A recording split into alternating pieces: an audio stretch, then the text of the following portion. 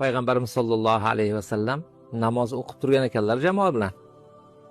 Orqadan bir kishi Allohu akbar kabira valhamdulillahi kaseera va subhanallohi bukratan va asila debdi. Namoz tugagandan keyin Rasululloh sollallohu alayhi vasallam hozirgi gapni kim aytdi dedilar. Orqaga qarab. Desa, haligi kishi menman debdi. Hayron qoldim degan ekanlar. Siz shu gapni aytganingizda osmon eshiklari ochilib ketdi dedilar. Nima degan bo'lsangiz ijobat bo'ldi dedilar. Bu voqeani aytib berayotgan